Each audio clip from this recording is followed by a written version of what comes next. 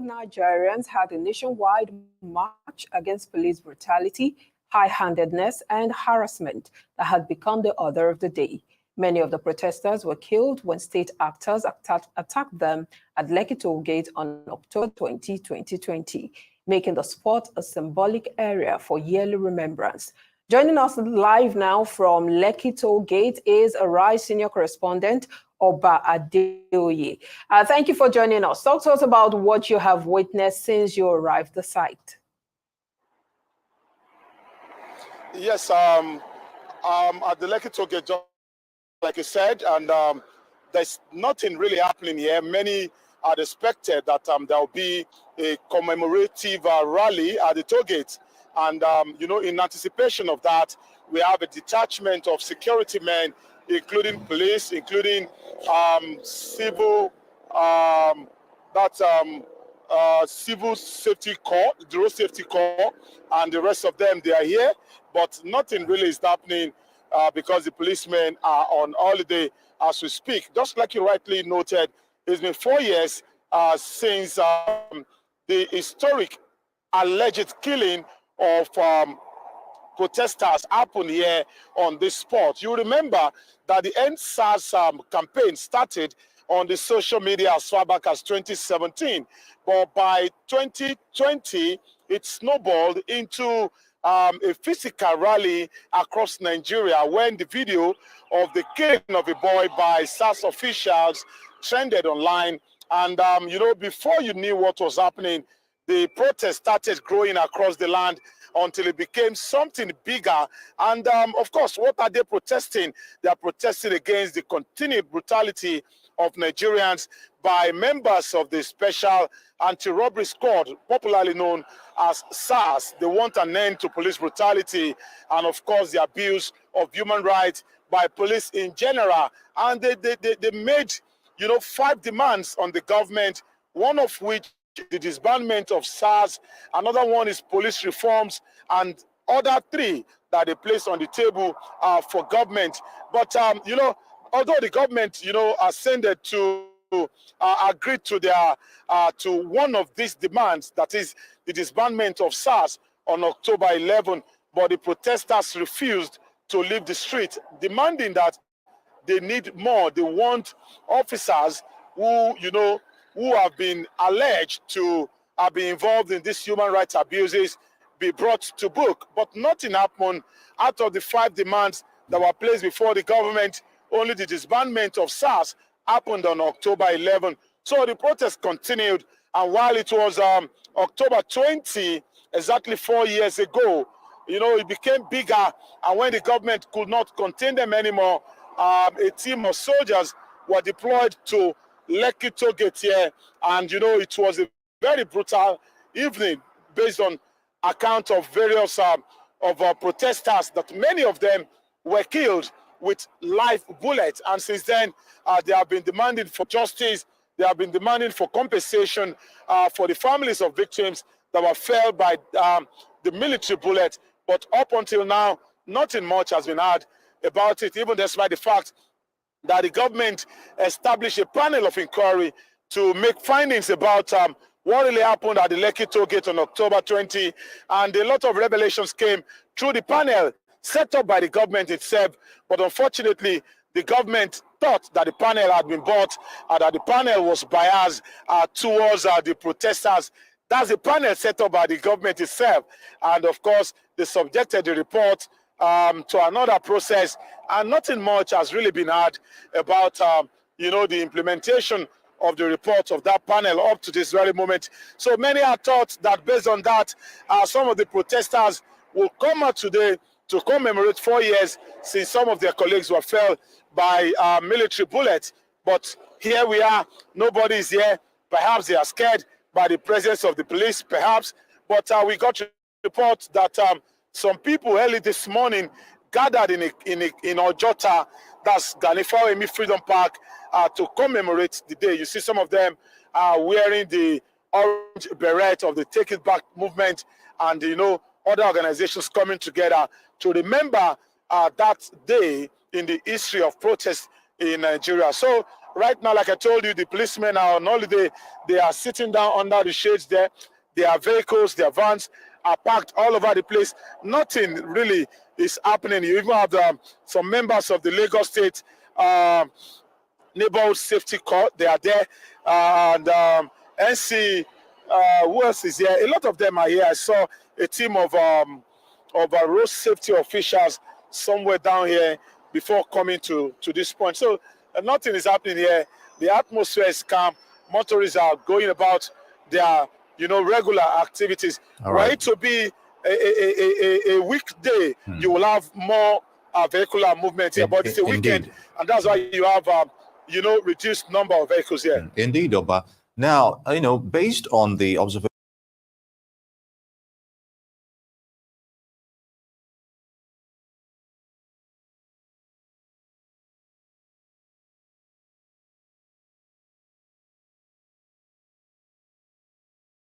hear from my lawyers.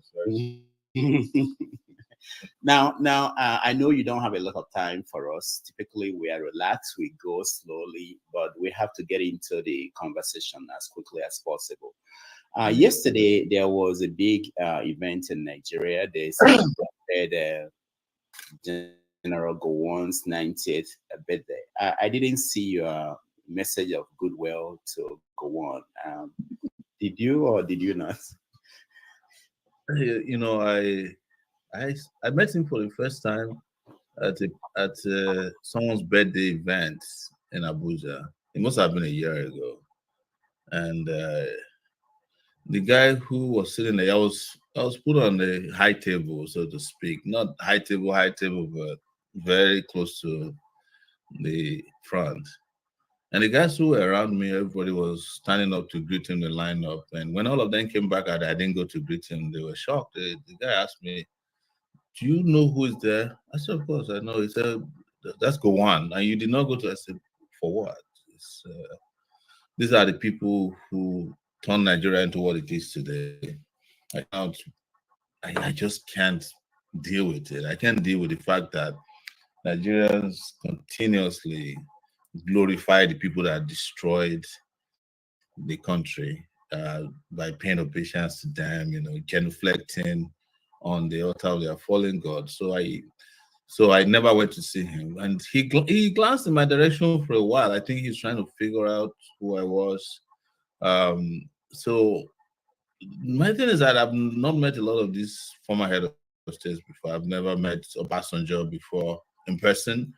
I met Abdul Salam during the presidential campaign because he was the person who set up the Afoni peace committee. He's the chairman, so he was limping on one leg. When he got to me, it's like, and then there was a meeting where I confronted him, and he was asking that if you win election, it looks like all of us will have to leave the country. I said that would be your choice. So I'm not saying it to prove anything, but I just don't have respect for all these guys.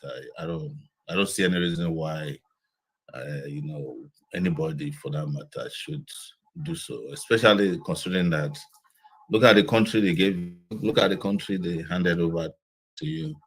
But what is interesting, which I should always question, is how bad people live long in Nigeria and good people don't. Like one is 90. Babangida is like 80 something. Obasanjo is 80 something. All the bad people that ruin Nigeria, they live long. But Nigerians that they've ruled over, the average expectancy life span is like 47, 55 now. Yeah. I can't hear you. I think you muted your mic somehow. Okay, sorry. Talking about people who lived long and people who died young. Today is also the anniversary of the death of Delegiwa. And you mentioned Babangida. That was when Babangida was the head of state. Can you briefly give us your assessment of the media from the point that Delegiwa was alive, operated, and died to where we are now? What it is now? I think generally Delegiwa was who everybody wanted to become in the print media space. especially the magazine format. And nobody quite became a delegate. Well, not even his friends and associates who were with him became a delegate. By the way, one of them, Dana Gbese, I think, was an MC at Gowon's event, and he made some outlandish statements that were even incorrect. So, but the media landscape has changed. We have to admit that. It's not the media that Delegua left behind in 1986 that is still there now. It's gotten worse, interestingly. And it is because the gatekeepers who are still within the print who are now also trying to naturalize towards online and digital media. Still doing, they're doing worse things. They're killing stories. They're mostly doing PR now for the states. If you get a call, this event, there's any trouble, there's any big stories that's troubling the states today in Nigeria, and anybody calls you about it, I'm referring to Sahara reporters now, because they still call me regarding Sahara stories, it's likely to be a journalist who is trying to see if you can help them kill a story. It's so sad. So journalism is not what it used to be, and I'm sure Delegua was feeling really bad wherever, if there's life after death. But like they say, he will be turning his grave to look back and see what the format left behind have become. But at the same token, I think journalism, media, I don't call it journalism, media has expanded beyond what he could have ever imagined. It has become more instantaneous reporting. It has become, it has gone even in the direction of more personal reporting now than it used to be. Mainstream organized media where people roll up their sleeves and start backing out their reporters within the newsroom. The newsroom is gone as we know it. You mentioned Dana Gbese. He in events yesterday, he said he compared Gowon to George Washington. Because he didn't know who George Washington was. And most of the media carried the story that way. Nobody pointed out that, he wasn't. I think he was trying to, I don't think, it's part of what I said is, some of the, I think media was big deal during our own time because there was no way to fast check also stories.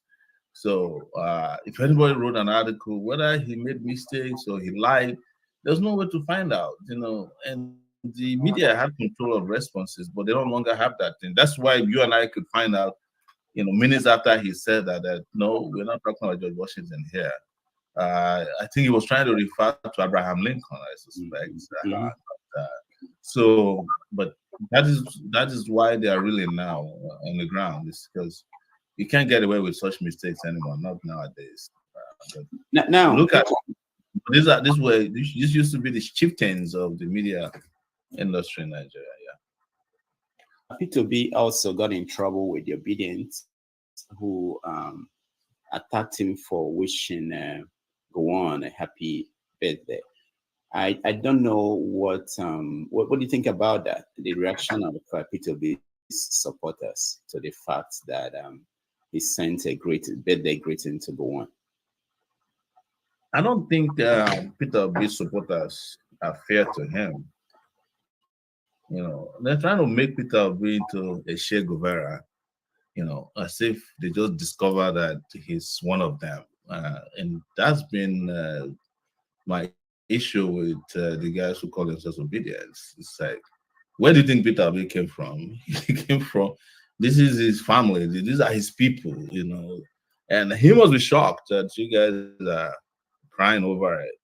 So they work together. These are his people. These are his brothers, his uncles. He refers to Tinubu as his uncle.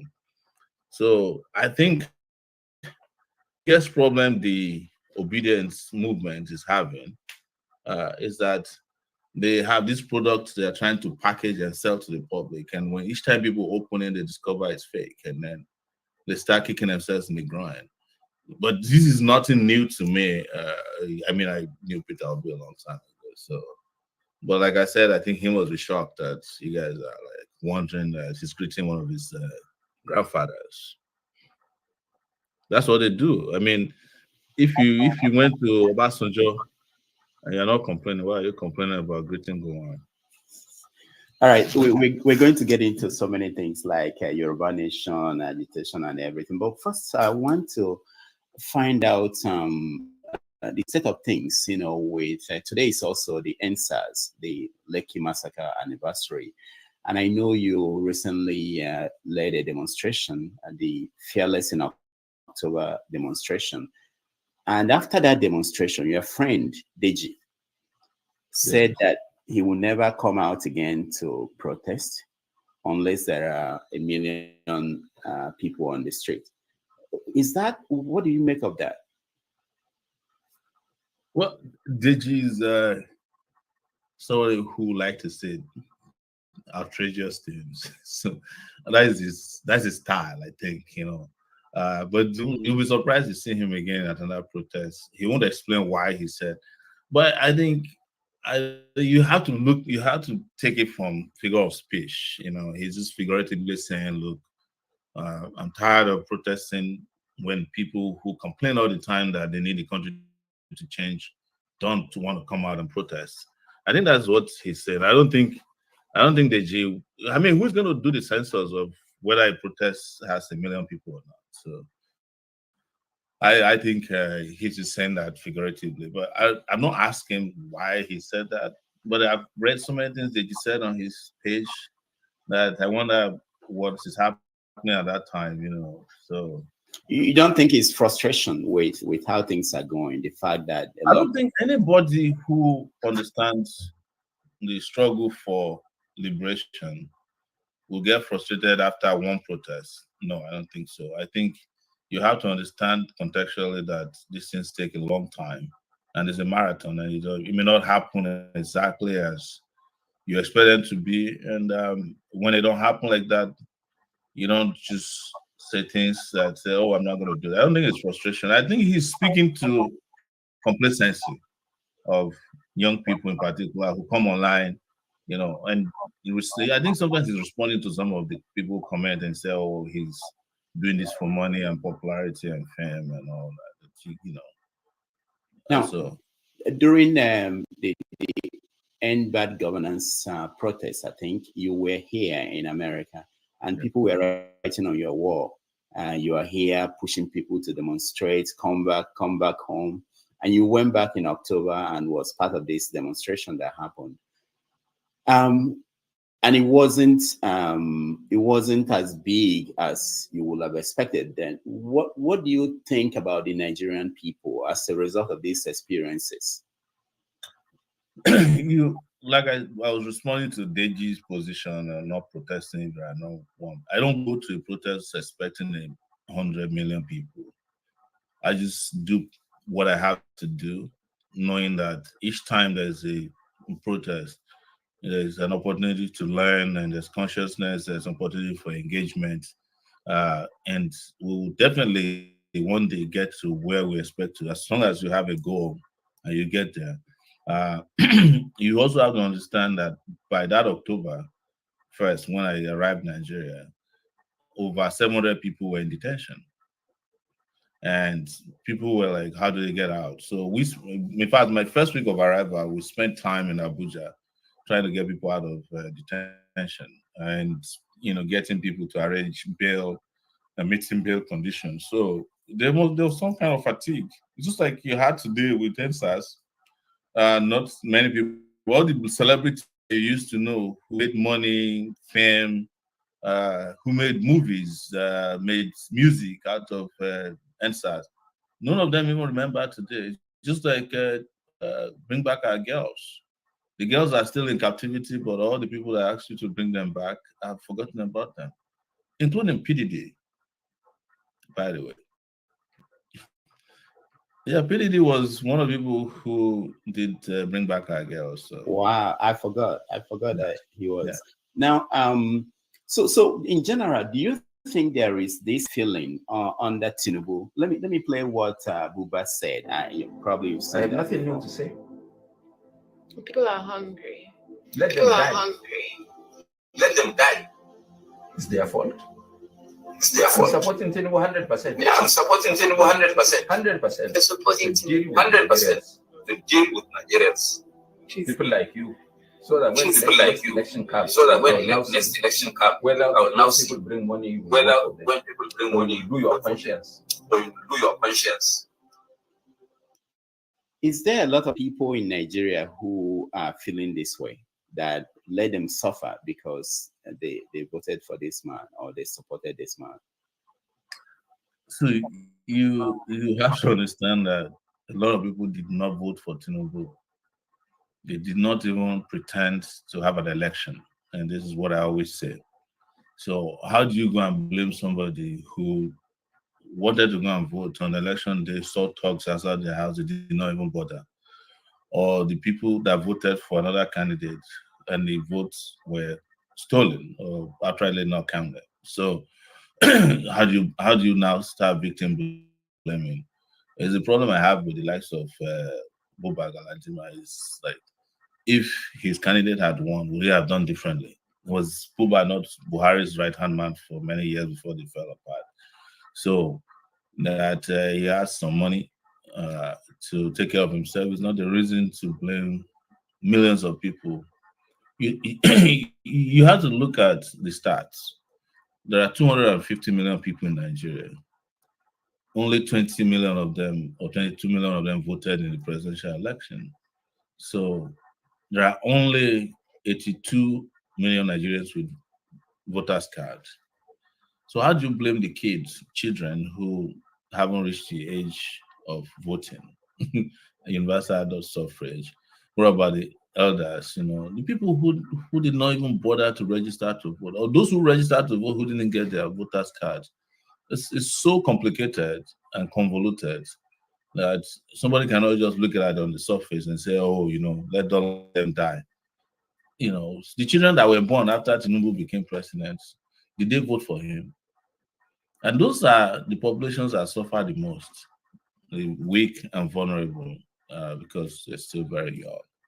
So you can't just outrightly say, let them go and die. If anybody should die, right, for voting for Tinubu, only 50 million people will die. I mean, is it 9 million? So only 9 million people will die. So you still have 200 and something million people alive. So when you hear the World Bank say things like that Nigeria must continue the reforms of Tinubu for another 15 years, if they are ever going to get out of this situation, poverty and suffering, what do you make of it? I attended Columbia University here in New York.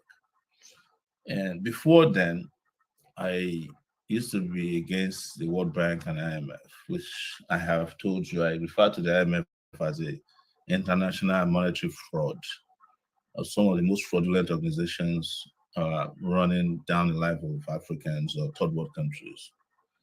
But where I started to really understand what they do is some of my classmates who were heading to work at the World Bank. And I'm like, we're sitting in the same class with these guys. When I graduated, I had a job just managing refugees. They became country directors of the World Bank. Some of them I am sure now. Most of those guys don't know Jack. Some of them will come and ask you in class, where is Nigeria located? Show me on the map, show me on the map. But the next moment, they're going to be World Bank directors, and they're going to be World Bank, they're going to be calling the shots, telling you how to spend your money and all that. But what is important is that they all don't understand how the world works, but they don't care how the world works. It's not their business. For an average World Bank director, it's doing his job, is getting the social promotion he needs to get to become, the big person. So, and they don't care. Their primary purpose is to prepare in Nigeria 200 million. They see the numbers, and how can we sell stuff to them? How can we kill their industries, kill their capacity to run their own, have an economic life, so that our own economy can become the dominant economy? We'll be shipping them stuff that we don't need, used clothes, used cars. Because if they start making cars, there's a possibility that they'll be making good cars and they will compete with us, and we want to sell them wheat through the WTO. Even though they are making their own wheat, there's an obligation, for instance, for Nigeria to buy wheat from the US. And the US says don't subsidize farmers in Nigeria. But the US is the biggest subsidizer of farmers growing wheat in the US. So this is the sort of things that makes people win the Nobel Prize for economics. But you must have been saying this for 30 years, like Ashimologo, then that just won. And you must also be an American for you to win such a such a prize. So that's the problem, is that the World Bank did not come to save the world. Quote me. Especially, they did not come to save the third world. So that's what you must understand about the World Bank. They are not here to save the world. So anybody who is expecting the World Bank to somehow wake up one day and give you a fantastic economic system that enables you to take control of your destiny, economic destiny, the person is just deceiving him or herself. And the more illegitimate the leaders are, the more control they have over them. So that's why they're also involved in ensuring that puppets win elections on the continent of Africa. Because they understand that if someone who understands the workings of the World Bank, the characters who are recruited there from Columbia University, Stanford, and other places, you won't allow them to enter your office. If I'm president of Nigeria, the World Bank director cannot see me. I'm saying it. You have to explain why you want to see me. And it has to be that my own World Bank director from Nigeria can see the president of the US. You see the imbalance. The ambassador of Nigeria to the US sees the president of US one time to deliver a letter and take a picture, which is less than 30 megaseconds. But the ambassador of the US to Nigeria can just wake up and call a press conference and be talking about elections, polio, water. He can travel anywhere. Imagine if the ambassador of Nigeria wakes up now and said, I don't trust the US election is going to be free and fair because of Elon Musk. He will not get home from where he made that statement. He will be packaged and sent on the next available flight. But the US ambassador can say whatever they want. They can walk into the president of Nigeria at any time they want, because it says they're puppets of the West. What you said is interesting, because in Kenya, during the election I went to, the ambassador, US ambassador to Kenya, called the candidates to the embassy to tell them that they have to calm down, and they all went. Yeah. But can you, if you don't have the power? Let me tell you, the peace committee that is set up to talk to presidential candidates is practically run by the European Union. In fact, one of the most important speeches there must be given by this European Union lady. And he'll just say, hey, you guys behave yourself during the election. We're serious. Behave yourself. We want peace. So. But what will a country like Nigeria, without that diplomatic, how do you build a diplomatic power, to be able to resist the pressure if you are not one of them? First of all, you can't build diplomatic power by itself. You have to have economic power first. You understand? Your people must be doing well. You must have the capacity, which is not rocket science, because India is there right now. You know that the US can't even call the bluff of Brazil. They can't even call the bluff of Venezuela as they can in Nigeria. And it's because these people develop their own economic power up to a point where they can say to them, look, you can take your fertilizer away. We can feed our people. We can make fertilizer. Well, you can take your used planes away. We have our own Embraer jets that is doing well in the international market. You can take your agricultural food away, or genetically modified food away. You can take your, you can take away a lot of things that just debase countries, and then we can make our own, or we can find a way. Then then you must also be a regional power, because where Nigeria had the capacity to just not be Nigeria, but to be a regional African power, like South Africa. South Africa was able to take Israel to the International Criminal Court because it's South Africa. Because at the end of the day, the electricity grid doesn't depend on the US. You get my point? They don't need US to bring food. I met somebody in I think 2 years ago in Nigeria, who was a US official, who was saying that they don't know what's wrong with South Africans. They don't come and collect visa like Nigerians. And she was also telling me that at that point, that Nigeria already had appointments for visas to 2025. Now they have up to 2026 or 2027. So if you go apply for visa in Nigeria now, they give you an appointment in 2026. So when you go there, they say, but the letter of the invitation has expired now. What are you still going to do there? So why we treat it like that is because we have nothing. We've destroyed everything that we've had, destroyed by the puppets they put in place, especially the military dictators that they supported over these years. There was a picture of you. I wanted to share it on a newspaper, old newspaper, where you were saying that we buried the military. Yeah. I don't have it handy here, but there is also something that we saw in Nigeria this week. That was last week, where people were shouting, telling the military to come and take over the government, that they were tired. When you see something like that, being that you were there during the fight to get the military out, what do you think?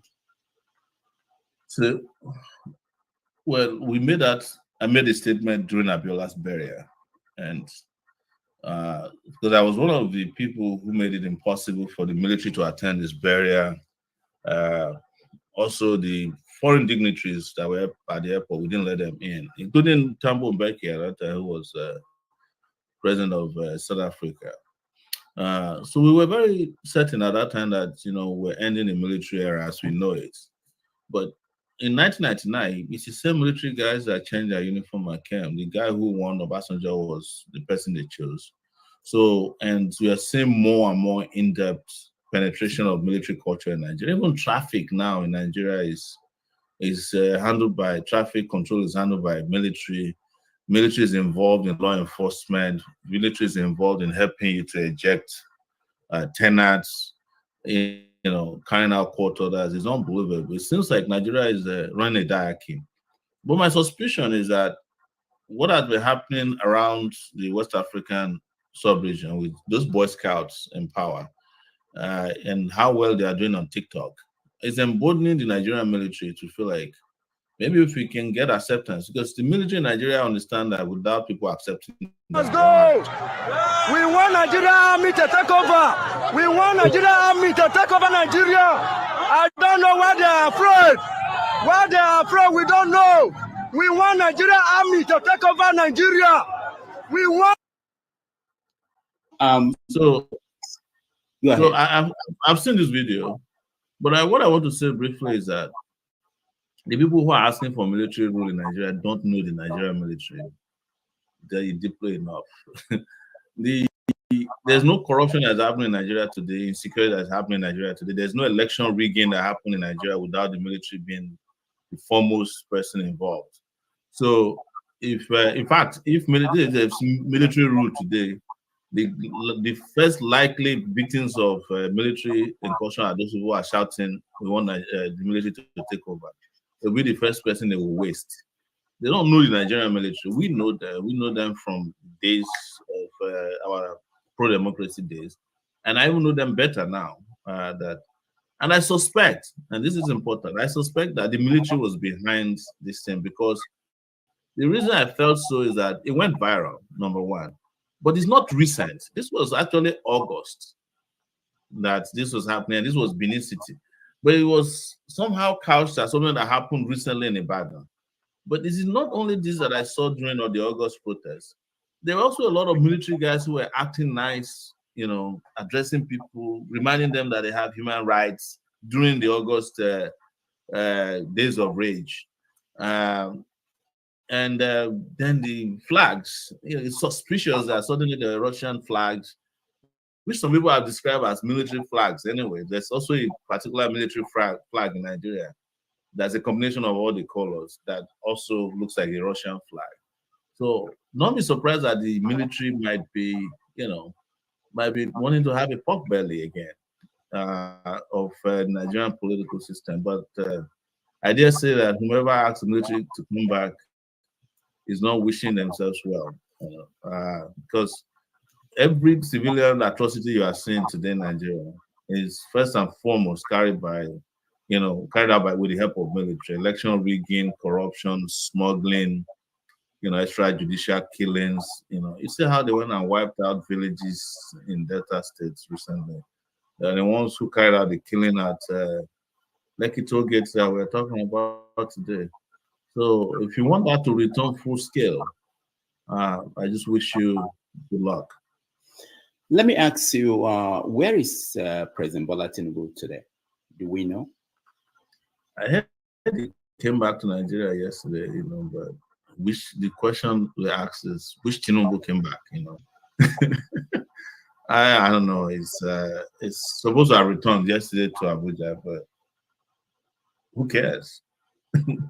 Does it not matter that we don't know where he went to, where he was staying, and are there no security implications?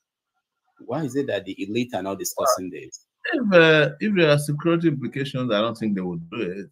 I think they've reached a point where they don't care about what Nigerians say,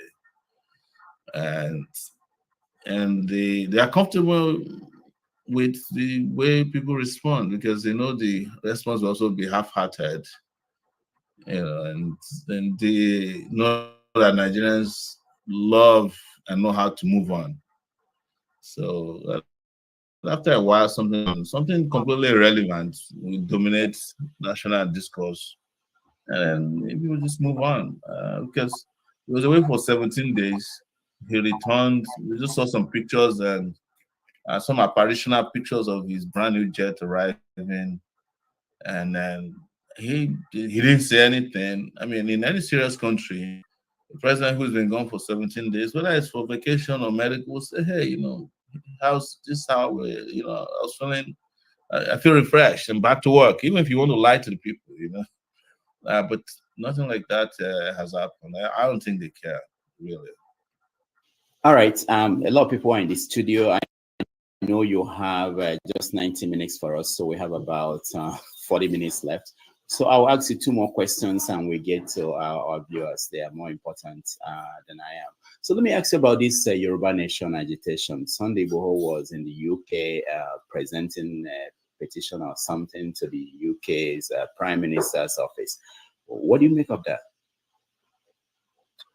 I don't make anything of it, honestly. It's just, I think it's just like if you wake up one day, you go to the White House and you tell the gate man there, please help me present this letter to the president of the US when he resumes office, and then you leave.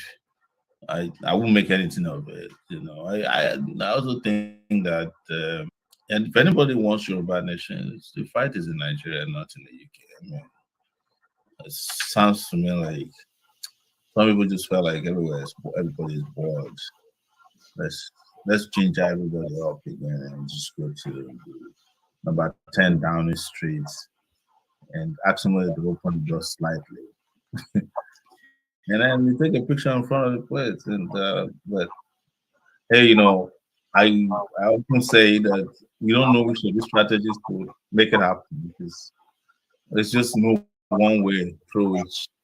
But as a student of history, do you think that if you are looking for independence from Nigeria, that the proper place to go is to go to the United Kingdom, the people that... Maybe they looked at it and said to themselves, Nigeria got independence from the UK anyways. So let the people who made Nigeria make it for us. Maybe that's the idea behind it. They could their own symbolic way of saying, look, come and undo or untie what you tied. So if there's Yoruba Nation, will you be part of the nation or will you be part of another nation, will you be kicked out of? If there's Yoruba nation, I will have to go and do DNA to fit somewhere. You know, so I'm one of the people who will have nowhere to go for a while until they'll just find somebody to. Maybe I'll just go join Biafra because I have a lot of friends there. Yeah, talking about Biafra, Nnamdi Kanu, yes. The last time, no, that wasn't the last time I saw you, but I saw you before Nnamdi Kanu was arrested. You were with him in New York here, and yeah, you were there after I left, so don't hide it. So he's been going through a lot since he went to Nigeria, and people are comparing Nnamdi Kanu with Sunday Igboho and your own case, and they're saying that, you know, they came out and said, you know, they don't have any case against Sunday Igboho, and then in your own case it was, you know, settled. Why is it that Nnamdi Kanu's case is now being settled politically? You know, without sounding patronizing, Nigeria has an Igbo problem. So it's a multi-generational issue. You know, it's like when a father is dying and they are not Igbo, they will tell their son, please, I have problem with Igbo people, continue from there. Because that's the only way I can explain it. And I understand it came from the Civil War. And so because I was surprised that Tinubu would even take Nnamdi Kanu's case, you know, more than 2 days after he came into office. I expected that just as he was declaring against subsidy, he would just say, look, you know, for national cohesion and whatever lie you want to tell, we're going to let this man go for now and figure out how to resolve our differences. But the fact that they even go worse shows that it's just like there's a secret file somewhere that said, look, you know, don't open, just continue where we start. But beyond that, I also know that there are some Igbo elites who are complicit in it, because there was a time they were having conversation about it and they said, no, please, let's have election first. And then after the election, the devil intervened more. But the most important thing is not to even reduce it to that alone, is that there is something about the Nigerian state and the Nigerian nation and how they see Biafrans. And I think it came from the Biafran War. Maybe because people like us didn't participate in the war. That's the reason we feel this way. Because I was born in 1971. I cannot carry, I don't have a multi-generational cause, you know, or conspiracy against Igbos. But I genuinely, and I've said it several times, and I'm not saying it, it's based on what I know. There's no, I mean, even the Supreme Court was this shy of saying, look, this guy did nothing, he broke his bail. In fact, I told Nnamdi Kanu's lawyers that they should not reapply for bail because the Supreme Court has reinstated the bail practically from what they said. But they went and reapplied, and, you know, and there's no way, and I'm saying it, there's no way Nnamdi Kanu is going to get justice from a federal high court, a court of appeal, or Supreme Court. It's impossible, except if the state decides that, because Nnamdi Kanu is the official prisoner of whomever is the president of the Federal Republic of Nigeria. So I know what it means to be, you know, they have to go to the president every morning and report that you're still alive, or you're eating, or you are on hunger strike. So, but for at this time, he's a prisoner of the president. And you know, anything that is official to the president doesn't let go. Yeah. All right. A few more questions. One is about the media. I want to get back to the media because now we have people like Very Dark Man. I know you famously said that Lindy Keji will be employing some journalists in years to come. It appears as if people like it happened. A lot of journalists started writing for Linda Keji for I stood in that, I think, 2014 or so, yeah. So there was this Very Dark Man and now involved in certain things, including with Falano and the story of Bobrisky. So when you see these things, the media space, the way it's operates now. What do you make of it? What do you think is going on? People say you started it.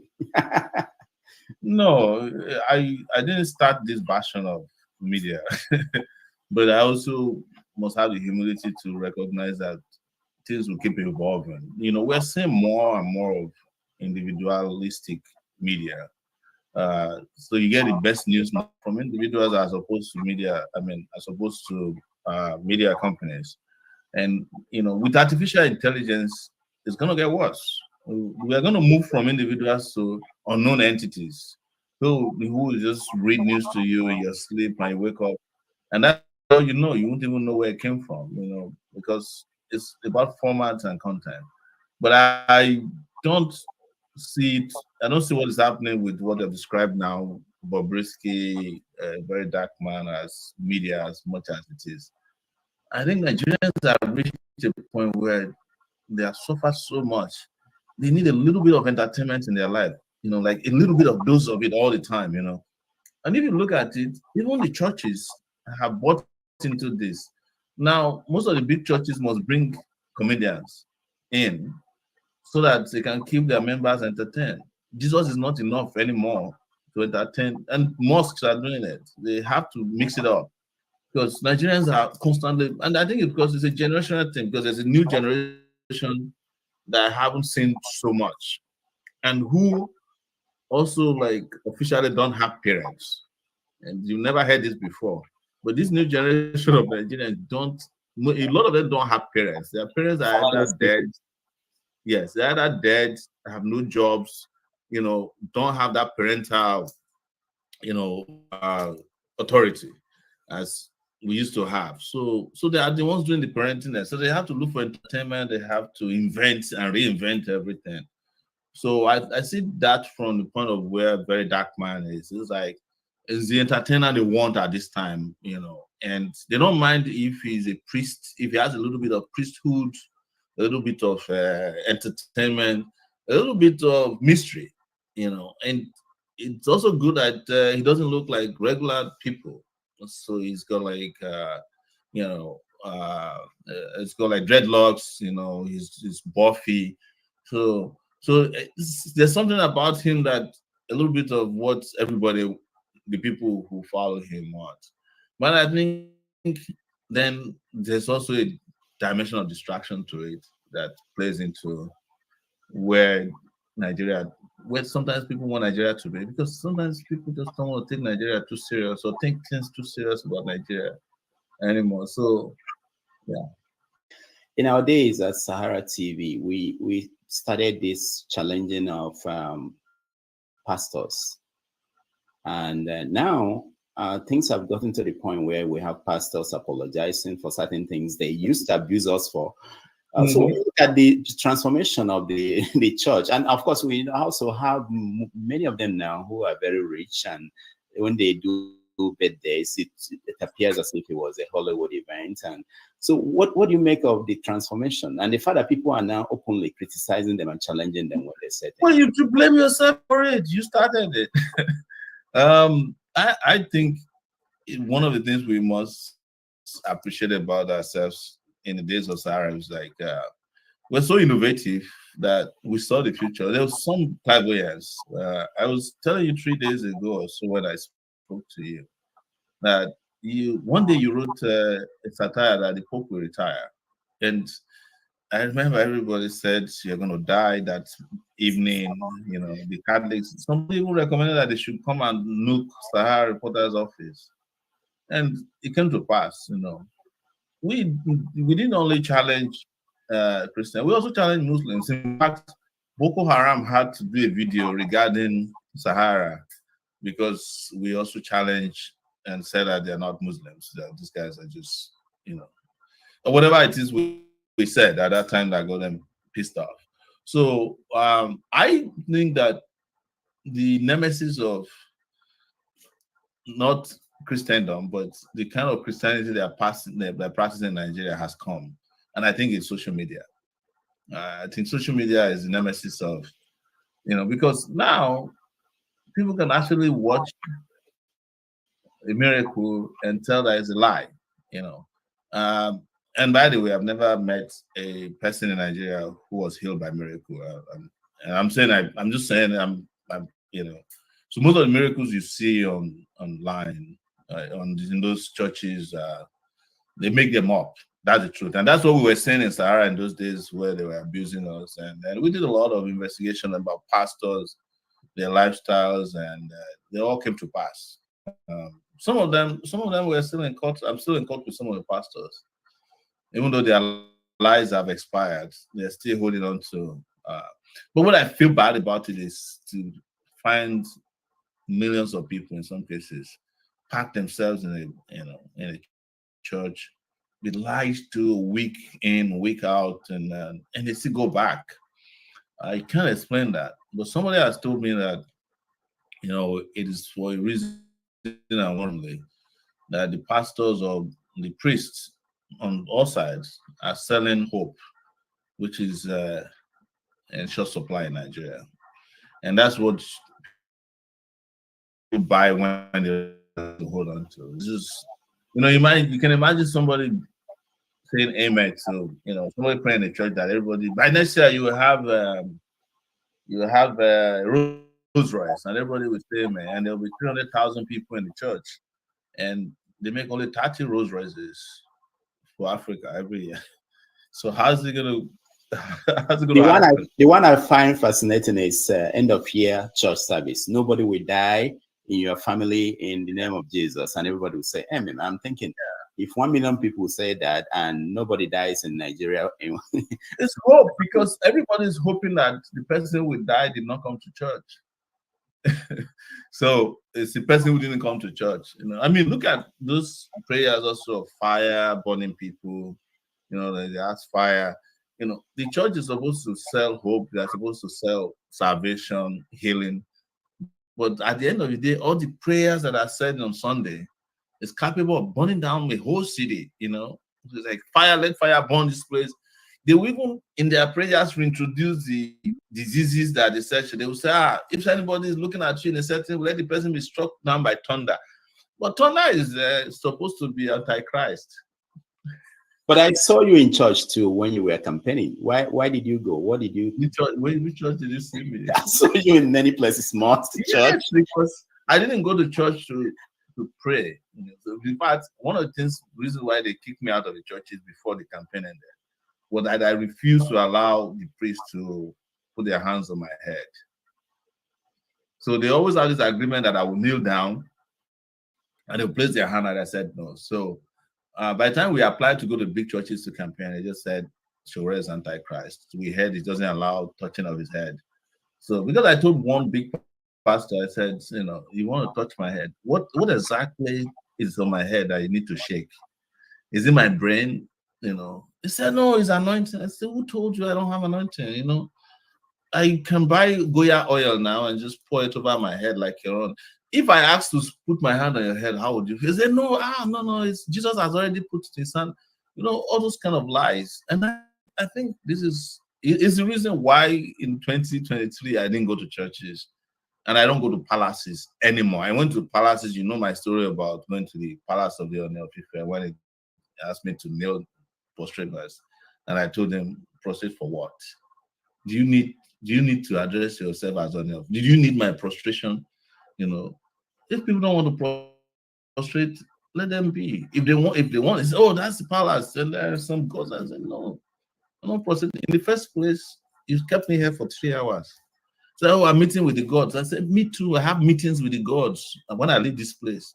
So after that, no churches, no, and I mean it. Anything that will save Nigeria in the future, you have to completely divorce religion from politics. I don't have a problem with religion. I just no longer practice religion. And I've said this openly. I don't think that religion is the way to save us, right? Religion has created even more problem for us than if we didn't have religion at all. And a lot of people will say that Sowore said this is the reason he can't win election. They can never vote for him. Yes, keep voting for the people who are lying to you in the name of whomever they lied to you. Good luck. But you know how your country looks with the people who have been There are over 11,000 offices in Nigeria, right? So that we vote into, from president to councillor. I've never met any one of them, except in our party. Even our party people, they practice. Who doesn't practice religion? And you're wondering, 11,000 people, they swear by the Bible, they swear by Quran, but Nigeria is the most godless place, one of the most godless places on earth. I say godless, I mean it literally, where people are actually doing something that is completely opposite of what they preach or what they tell you. You know, they are not people who are afraid of God. You know, they have captured God in Nigeria. The religious people, they have been able to get their gods and put the God inside a bottle and cock it. What about traditional religion? Anymore. God is never upset against murder, against stealing, against adultery. All those sins that they told us in the Bible that will make life miserable for you. God, the Nigerian God, the the designer God in Nigeria doesn't get upset anymore. It's just like very cool with everybody as long as you have money. What about traditional religion? There was a video of you walking into court with traditional, or somebody pretending to be one, I think. Was it? I'm glad you said pretend. You know, so it's the same way I see churches. So that I will explain quickly. So I was going to, that was the period they broke my nose. The police broke my nose, and the judge who was assigned to the case, now promoted to the High Court, kept me in detention for 11 days, just over a, you know, what they call a misdemeanor here. What is a misdemeanor? Conduct likely to cause public, to breach public peace. Because they arrested us at a protest in I think it was the eve of 2021, going to 2022. Yes. So each time we go to court, you just be adjourning the case. So one day, some guys followed me, they're pastors. She drove them out, said the court is too congested. Another time, there was a Muslim guy who followed us, drove him out. So we sat down one day and said, maybe we want to try something new. What I actually wanted to do wasn't the guy we took. I was arranging with someone in Adamawa because I was tired of going to courts and, with lawyers. I know the courts have nothing to offer when it comes to justice. So we were arranging with the guy in Adamawa to bring bees to Abuja and go to court with bees. But the guy got to a point and realized who we were. Just us. So whatever. So that was why we started thinking that why don't we just have someone dress up, like a traditionalist, since they have driven pastors and imams out on some trips. That was what happened. But it became very exciting when we got, because it was period of COVID, and to get into the court you have to wear masks. So I had my mask on. Of course, we can't put a mask on a babalawo now because we're claiming to be gods, right? When the lady who was checking masks saw him, after checking my own, she just ran away. And that was why we knew, like, yeah, we're gonna have a field day today. And lo and behold, when we got to the court, the judge was driving everybody out. When he got to him, he couldn't even point at him. She was afraid. And then everything that we asked for, she granted on that day and never came back for the case. That was the end of the case. So it works. It works. All right. I know you have less than 30 minutes. So let's go to our people in the studio. Unfortunately, because normally we have more time, I'm not going to let everybody here may not be able to ask questions. It all depends on the people that come in. If they just go straight to their question, then we'll be able to get as much as possible.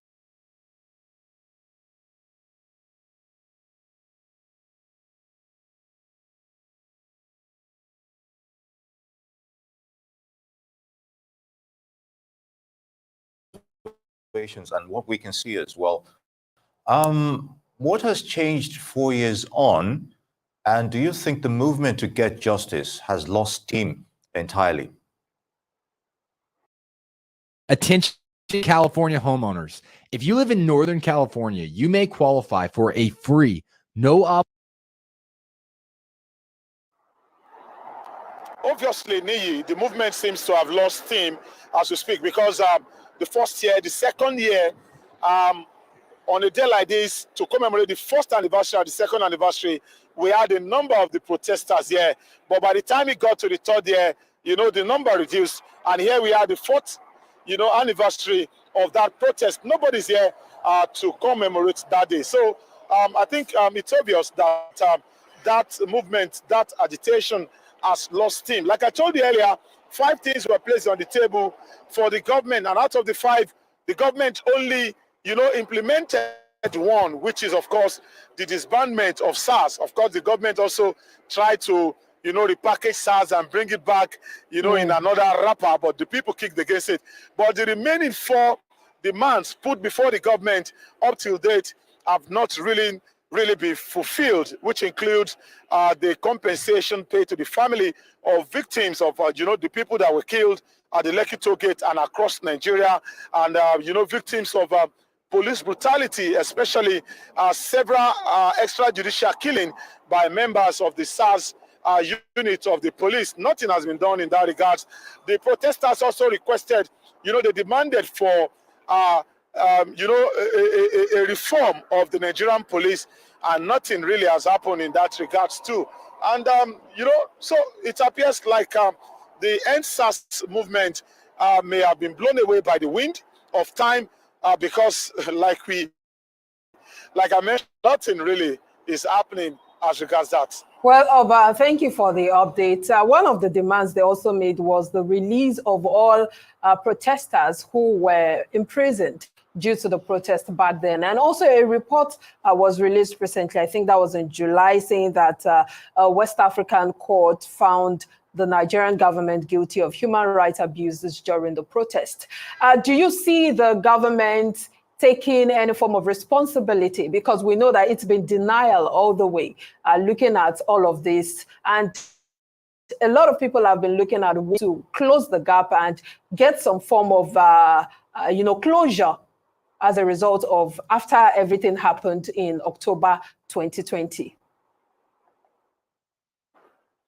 Yes, like it's always said, that until it is seen that justice has been done, the aggrieved will continue to feel aggrieved. So, like I mentioned, justice has not really been seen to have been done in this matter, because we still hear that some bodies of some of these protesters are still in the custody of the government. Remember, there was a time that the Lagos State government was trying to conduct a mass burial for some of these bodies. The people kicked against it, that no, we want these bodies identified and given the proper burial. Up till date, not much has really been heard about that. So the people are still feeling agitated.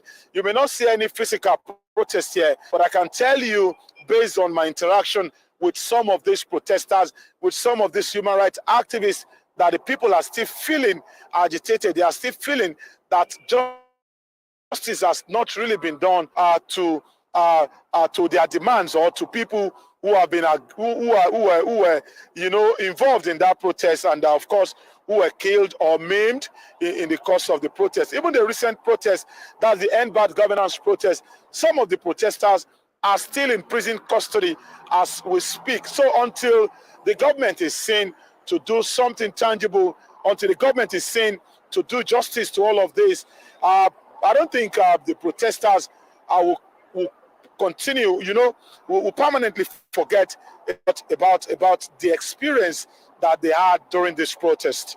Definitely, the experience was not a fluke. It was recorded, and we have that, as it were. Oba Adeoye, many thanks for your thoughts on the End SARS Remembrance 4 years on. It's good to have you with us.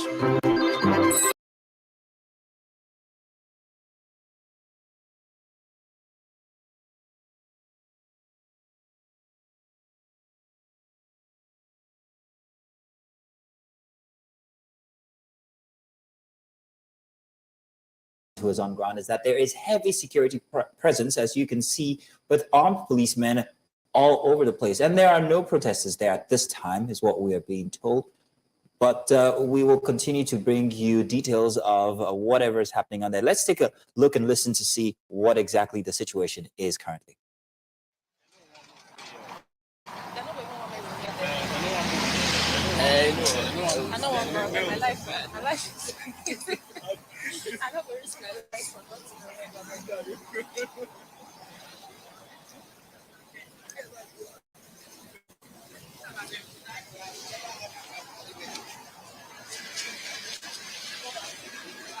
See, let's see that they are the ones that sent us out of this place. Police. Let's not censor ourselves. Let's see that they come somewhere. No, but there's no need for us to do that, and then they send us away for. No, you can see they are guarding the place very well.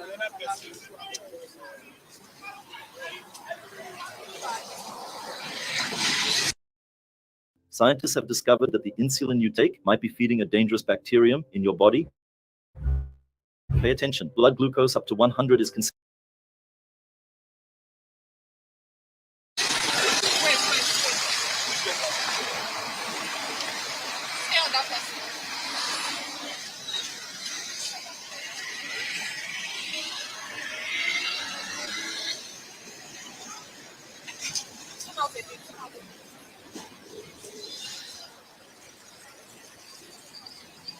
We're not exactly clear on what's happening here, but we're being told that this is the second individual that's been whisked into the Black Maria there that's parked at the toll gate.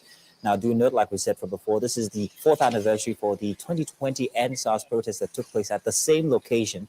Now, today we have our correspondent there. And as we told from before, there's heavy security presence, as you can see on your screens now. And also the vehicles there are for the armed personnel that have been stationed there. There's very little presence of what might be protesters. As we can see, that might be a, what you call it now?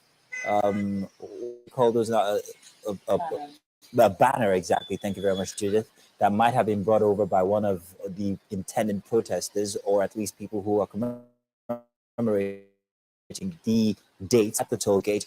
There was word that there would be some sort of small commemoration at the location. So I guess that is why there is that presence of security forces there at the Lekki tolls. We also have our correspondent there who will be bringing us live updates and details of whatever it is that's happening at the tolls. So do stay tuned here on News Central as we continue to bring you the details. So we'll bring it back to our conversation here inside of the studio with Dr. Yusuf as we talk about diabetes. Judith, please, let's continue. We were talking about whether or not it was purely genetics, and you were saying yes, as well as lifestyle can play into that, and diet plus a sedentary life. Please continue. So it's a combination of both lifestyle and hereditary. So they usually result or usually accumulate to determine if someone is going to become diabetic. Now, one important factor to know, because everybody has sugar in their blood. So is everybody diabetic? No. But when the blood sugar, especially the fasted sugar, is above 126 milligram per DL or 7 millimoles per liter, then that person is being diagnosed of being diabetic. Could I be diabetic and not know? Absolutely. Yes, according to a meta-analysis, about 11 million Nigerians are undiagnosed for diabetes. That means out of a population of average of 200 million Nigerians walking on the streets, 11 million of them have diabetes. 0.5%. They have, that's it. And the funny thing is that many of them get to be diagnosed when they start developing complications of diabetes. So what are the early signs one ought to know? Thank you. While you were introducing diabetes, you talked about excessive thirst, weight loss.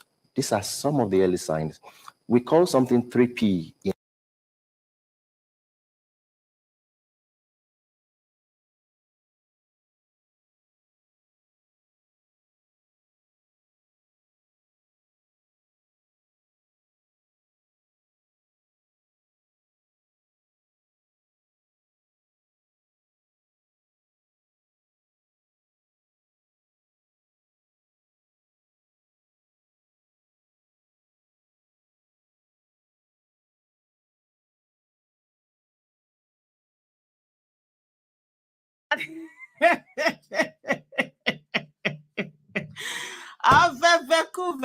Now I'm a boy of Vekuve, I can't do for you. It's on Peter Obi.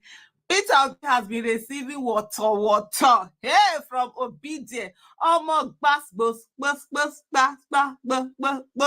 He don't collect. Baba do any, I see anyhow. People say, people they rake, people they vex, people they vano. But anyway, you might ask me that why are people angry at Mr. Peter Obi, especially his supporters, that are always supporting him and being there with him, obedient and not finding it easy at all. They've gone after, Mr. Peter Obi. But let me give you the gist if you've not heard the gist. So apparently, it's a former president, head of state, Gawan's birthday, 90th birthday. And Peter Obi did a tweet, one long tweet like that with message, writing this. And so, I don't know whether I should read it. You know what is making me laugh? And the fact that he's receiving water from his supporters. That's for me, that's the thing I love about Peter Obi supporters. They don't send, and they are not this lavish-minded thing where they say, oh, someone will do anything. If they don't like it, they will always sort of like support or agree with him. If there's something that he has done that they don't like, they are always, ready to come out and say, no, hey, we don't like this, and they will go after him. And the thing also, the learning thing for me, all of that is the fact that also Mr. Peter Obi also listens to the people and he comes back to come and explain. So I think I will just take the time to read the tweet. So Peter Obi did this tweet. We said, I'm privileged to join other Nigerians of goodwill to celebrate a highly respected leader and former head of State General Yakubu Gowon on his 90th birthday anniversary. In the time of hate, you stood for love. At the time of strife, you stood for peace. At the time of division, unity. Your life of service to our greater nation, Nigeria, stand as one of sacrifice, leadership, and unity. Your steadfast commitment to preserving the peace and sovereignty of Nigeria during the challenging period in our history will forever be remembered and revered. Your exemplary leadership and statesmanship remain an inspiration to younger and many generations of Nigeria. As we celebrate this milestone, I pray this that God continues to grant you good health, wisdom, and the grace of true fruitfulness. May your legacy continue to guide us as we strive to build a more united, prosperous, and just Nigeria. Happy 90th birthday, sir. P.O. Ordinarily, this message to someone wouldn't have caused a lot of things, but of course, the role that Gowon played. Gowon is one person that was there that led us to a civil war where over 3 million people, I believe, were killed, and not just killed, were starved to death. It was such a heinous war that shouldn't happen. And at the end of the day, they said, no victor, no vanquish. That's what he said. And up to today, Nigeria has never taken ownership of that Biafran war to sit down and look into it and all of that. So for some, seeing all of these words being given to someone who had been at the helm of affairs of the massacre of certain people, he didn't sit down well with them at all. They went after him. For me personally, I always believe that Gowon is one of the worst head of states that we had. Is the worst in the sense that during his time, if he was someone who had vision, he could have put Nigeria on a very massive, road plan. But of course, he didn't have that vision. This was someone who was saying that the biggest problem that Nigeria had was how to spend the money. Not money is not their problem, but how to spend it. They were doing all those odoji. They did instant gratification instead of delayed gratification that would have put the nation here. And also Gowon has never been known to stand on issues. He's always like any government in power he support. And then this tweet sort of like robbed, people in the worst way that you can possibly think about. And then of course, there were a lot from those who said, okay, Peter Obi had done well in the fact that there has to be a bridge, this, from those who say, no, how can you say that about someone who orchestrated the killing of your own people and blah, blah, blah. So I'll just go on and read some of the, so someone said here, he said, he knew the consequences of his tweet, but he vehemently chose to stick with his years-long philosophy direction of conquering hate with love. There's a reason God created our eyes in front and not behind us. So he quoted what Peter Obi said, 2019, test of his stubbornly strong character. And so in this one, some of those issues are there. Okay, there's a tweet. This those who look yesterday and today will miss tomorrow. God did not give us eye at the back. Well, this some of those issues at the back. But mine is to look forward. Okay, so that's it. So he quoted the tweet and he put the video where Peter Obi had said all of this. And then so there was people who were talking who weren't happy at all. I want to read this one. Say like this person N60 Life 6 said that Gawon tweet was a massive own goal. Yuck. And he put this vomit, face. That's Sizzle. And then Daniel Emeka said, I hope we understand that if we desire this man to be president, he's going to be a president of every Nigeria and not just obedient. If you have a 700 plus credit score, you qualify for Chase's new program where you can access up to 100. Oh, okay, then Noble Igwe, I don't know whether it's in response to that particular tweet or in response to something. He said Peter Obi, like every other person, has a birthday. On his birthday, I don't remember anybody upset that a particular public person didn't wish Peter Obi a birthday. But all of a sudden, you guys all have lists of who owes a birthday cake. Someone here said, I don't know. So this person say, the way this person, okay, I think there were some who were saying that I give you 72 hours to pull down this tweet. If you don't pull down this tweet, you will not do this. And so this person had this tweet. He said, the way some of you overrate yourself on this app is hilarious. You are telling Peter Obi, you make sure he doesn't win any state in 2027 as by you who you be. Once now get followers, now go think say now don't error. I give you 72 hours to pull down the tweet. LMAO. You know what that means. I'm not going to tell you what that means. Then another Chief Peter Ahmed said, may Peter Obi's bridge building efforts inspire a nation where diversity is strength and the unity of our guiding light is and the unity of our guiding light. I'm a Northerner and I support Peter Obi. Then another revolutionary youth, Totti Mercy said, the way you people hold Peter Obi to accountability shows he's your president. All of you crazy for that. Which one is giving even people in presidency calling his attention to wish Oni a happy birthday? He wished Gawon trouble. He no wish wahala. You people want another answer. You people want Peter Obi to be your puppet so badly. You should protest for it. You should fight IPC and Tinubu. You should not speak to Gawon. Nation building is not regional politics. Peter Obi is not your tribal chef. It's a national. The office must be clear. So these are the ones who are sort of like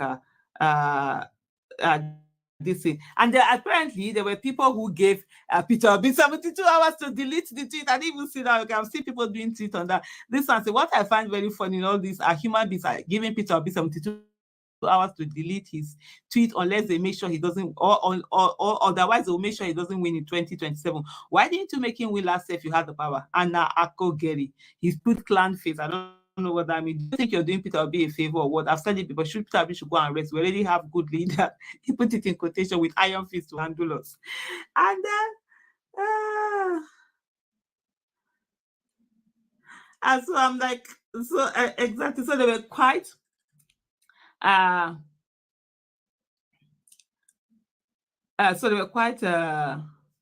lot of tweets that actually came. I'm just trying to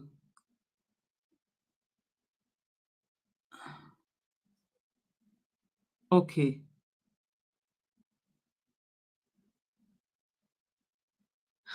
So these are some of the tweets. So someone, this person called Harry Chidi tweet said, starting to look like you are this desperate to be Nigeria's presidential. Anyways, Tinubu to 2031. If you like, kiss blood sucking Gawon. That's Chidi tweet. There another person called Oji, of course, CC1 said, now Peter Obi has committed an abominable act and is unforgivable. This is nothing but desperation. He has just spit on the grave of 5 million innocent Igbos gruesomely murdered by Gawon in 1967 to 1970. I yet do not want to say I regret supporting him in 2023, but if he doesn't take down this stupid post of his within the next 72 hours, I promise you in 2027, I will ensure he doesn't win more than his village Agbodo in the election. I don't care what political party you belong to, but no Igbo man or woman should ever say anything like this or close to it about Gawon. He has disappointed millions of his Igbo supporters. I still cannot believe he tweeted this. Alu. So that's this particular No wonder people were saying people overread them. So this is the particular person that is saying that he gave him 72 hours. Then he now came to say, whoever advised Peter Obi to make that tweet did him dirty. The person hates him very deeply, but he still has time to take it out. Otherwise, politically, that would be the end of him. Saying that I'm disappointed in him is an understatement. Then he continued to say that should never come from someone who could say they are not desperate to be president of Nigeria because it reeks of desperation. Dude has let us down, according to this person. My internet, my rules. Introducing My Home from Verizon. Choose what goes in. Okay, so of course, so there's a whole lot going on, and then there's also something. There's a particular tweet that someone had done. Let me look for it here. I think I then this person, Baron Chimeka said, everyone should let obedience who aren't happy about Peter Obi's conduct towards General Gowon to criticize him. Peter Obi is not above criticism, and it goes to prove that obedience are not zombies like the other scallywags. Obedience have a mind of their own and can stand for what they believe in. There's nothing wrong with criticism, or are we expecting PO to always be right all the time? PO had continually said he likes to be criticized and he doesn't like those who will challenge him or hold him accountable for what he does. Obedience are right to criticize him if they feel he hasn't done well. PO is also right to leave the past in the past and move forward. We should all accept that PO is a nationalist, at least is an officer of the Federal Republic of Nigeria. Two truths can exist comfortably. PO is right in what he has done and some obedience are right to criticize him. As I've always said, no one is above criticism in this camp. If PO leaks a mic or fails to come to online to address us, he go collect water.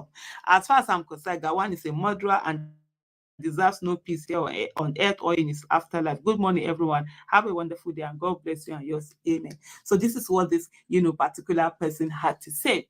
And then someone else said, they said two things about the birthday post of, this is now Weyimi B. Lube at _Weyimi on X. She said two things about the birthday post of Peter Obi that a lot of people are missing. One, first batch of people drawing blood is Simon Ekpa people. Two, the second batch are the ones who say he isn't a regional president but proceed to do things that make him look like a regional president. Feelings are valid, but you need to know when to apply diplomacy and watch how you throw words that come back to bite you. This is not how to dialogue. I beg shift, somebody say a simple birthday message would have sufficed. Gowon do not deserve all those eulogies.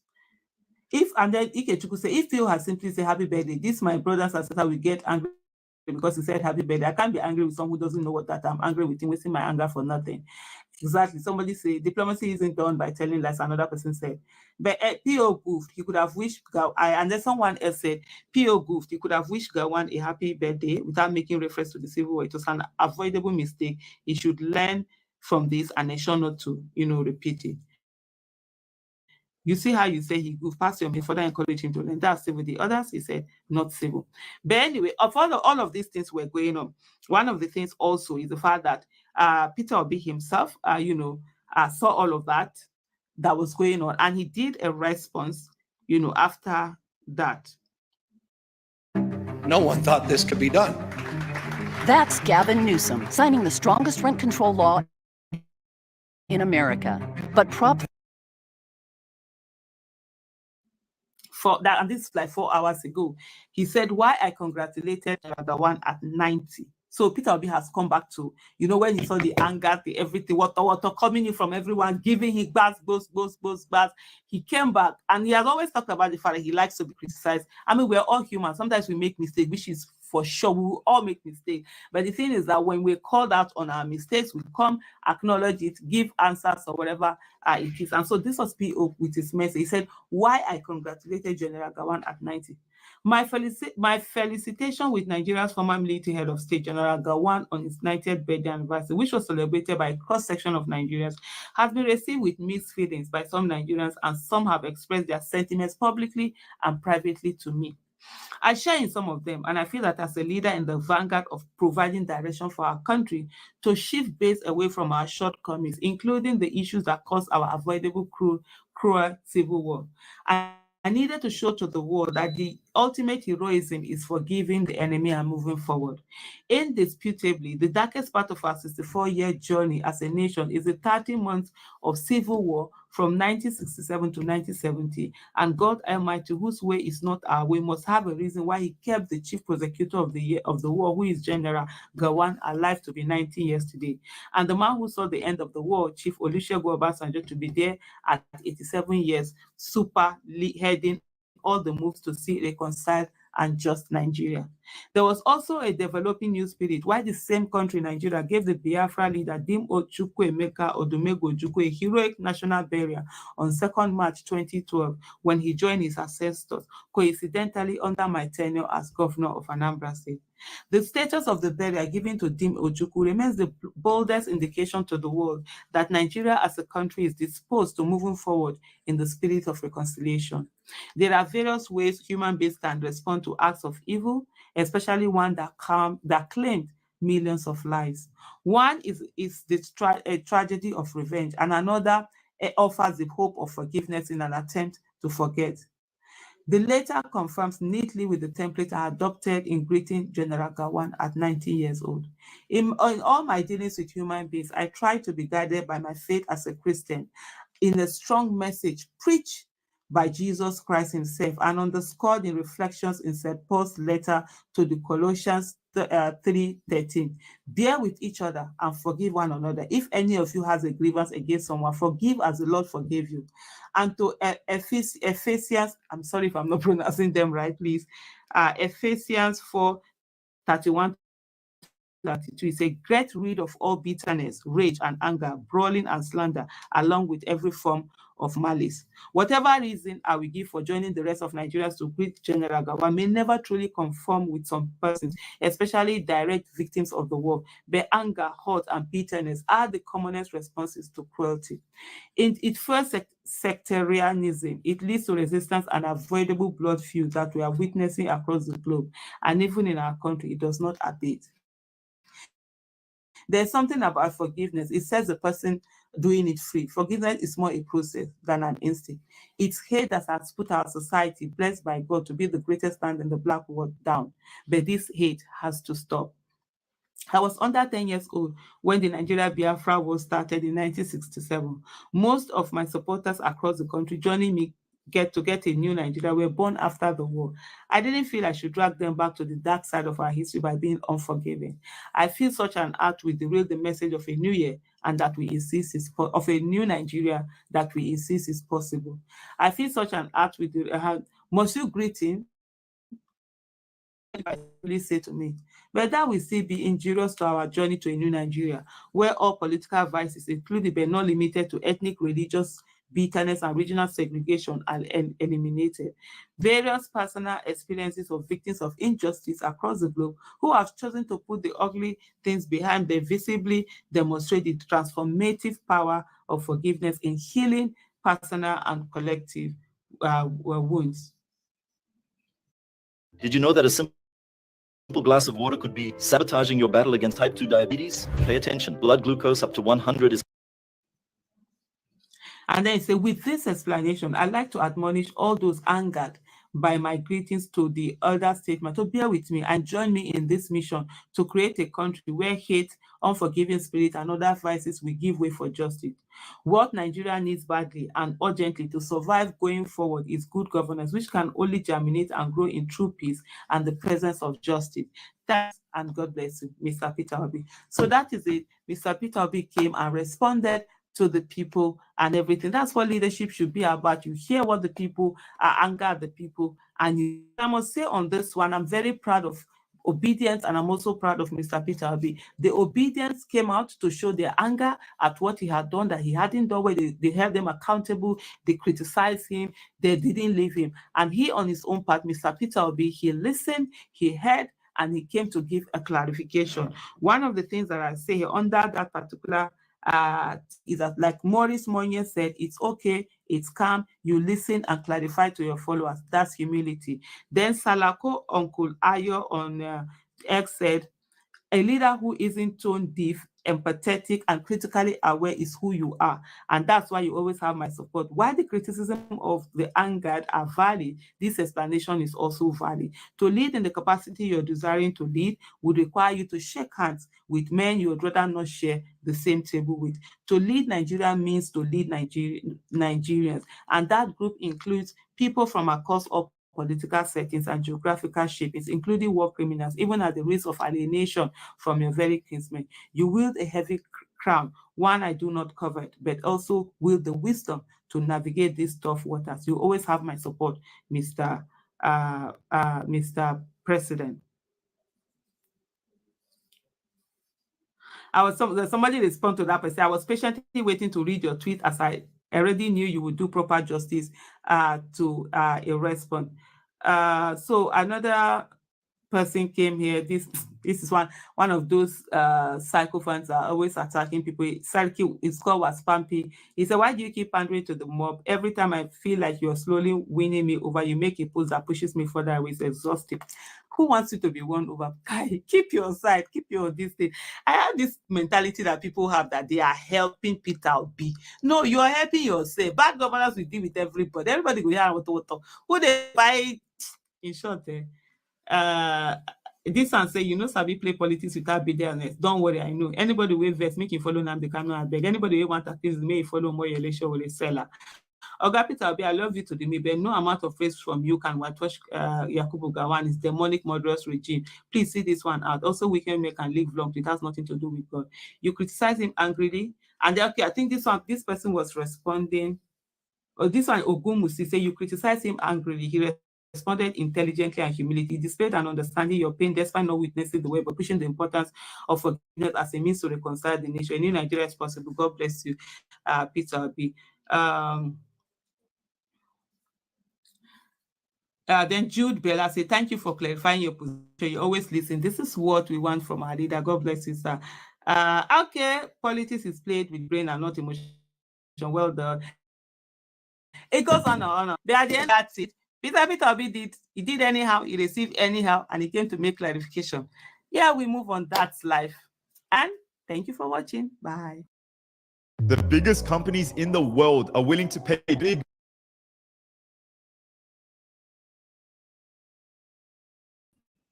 Hi, everyone. Thank you for joining me. Happy Sunday to you. Happy Sunday to everyone. I hope you're having a wonderful day. So I don't know. I mean, this whole bit of this, right? It has turned into something else completely. You know, a lot of people have shown anger towards it. They're upset. They're angry. They're saying, "Why did he, why did he say a lot of the things that he said to go on?" And in my mind, I'm wondering. I don't know. Feelings or thought about what does or doesn't do. You have that right. But I feel like, as people, the man doesn't have to keep that on. And, nobody wishes. I don't see a lot of people. And regardless of which direction, that's his own opinion. That's his own thoughts. I kind of feel like, sometimes you want to police what is happening. I understand the sentiment. I understand the massacre, the whole massacre and everything. But I also understand where people are coming from, saying that it's not just going to be the president. Let's say God's president. I don't know. I keep saying there's no election. I don't see a 2027 election. I will see the talker. Anybody will 1 year. However, for the sake of argument, if you're going to be president, you're going to be president of good father. We all do. You understand? We can chew gum and walk at the same time. You understand? We can say yes, 3 million lives were lost. Other people that have grievances that they too they suffered under, they suffered in the hands of the Biafran soldiers. But I saw a lot of response for that question, right? And we were like, well, yeah, Biafra lost 3 million souls were gone. Other people, other tribes say, well, Biafran soldiers also killed people in other regions and all that. It goes on and on. Now, wow, to the president of Nigeria, no, it's not a position that God forbid. Hey, Nigerians have problems. You can't please anyone. You can't please. Hey, God. Anyway, you understand? Everybody kept going in. Some people say, well, they're not going to vote for him. Some people are upset. We're not going to vote for him. He's not going to be a candidate. We're not going to support him. Did not say, well, don't support him. We will give you the vote. To tell you that the man is not just a president of one side. He's a president of all. He can acknowledge the crimes, the atrocities, right? He can, that's the way he has chosen to lead.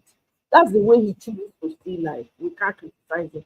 The same way we can't criticize Showore, right? Even though some of us, somebody like me, I personally did not support Showore's presidency because I felt like he wasn't carrying a lot of people, and he didn't have the crowd behind him. He didn't have the pull. You understand? So I don't know. I think that we can all disagree and agree, but at the same time understand that when you're running for president, you're running for the president of the entire nation. You understand?